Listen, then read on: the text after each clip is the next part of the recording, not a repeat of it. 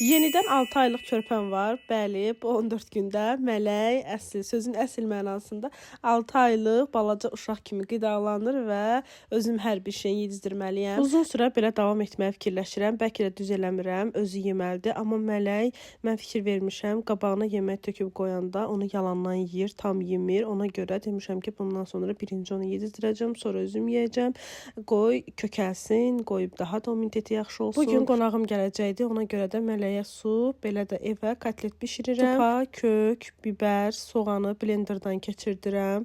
Yağda biraz azca yağda təbii ki, təmiz nehrə yağında qızardıram. Daha sonra üzərinə su əlavə eləyib kotlet üçün hazırladığım ətlərdən kiftə hazırlayıram və mələk üçün bişirirəm. Evə yeməyi isə kotlet bişirirəm və kotletin də yanına kartoşka qızartacağam. Elə kotletin tavasına qoyacağam. Çünki həm böyükdür, həm də həmin tava heç cür yapışdırmır.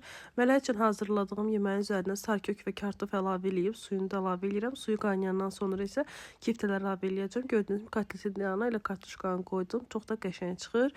Mələyin artıq görürəm ki, yeməyi qaynayır. Ona görə də əlavə eləyirəm kiftəsini və tel şəhriyədən, yəni xırdavərməşi.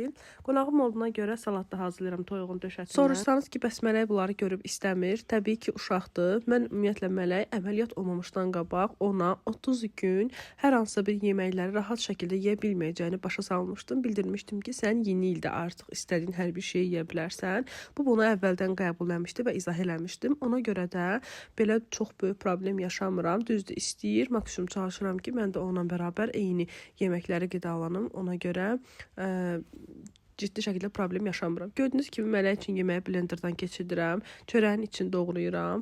Çörək artıq 3-cü gündən sonra olardı. Bu 4-cü günümüzdən görə çörəyi doğrayıram. Yeməyi də özüm yedizdirirəm ki, dəqiq əmin olum ki, hamısını rahat şəkildə yedi. Düzü deyərsiniz, sonradan qabında görəcək. Sonradan görəndə artıq gec ola bilir və yedizdirməyə bilərəm. Ona görə də özüm yedizdirirəm təmiz axıra kimi. Yemək yediyi ərəfə də su da mütləq içir. Ümumiyyətlə gün ərzində mələk dəfələrlə meyvə suyu içir, marojnasını yeyir, yoğurtunu yeyir dəfələrlə. Yəni bu olmalıdır.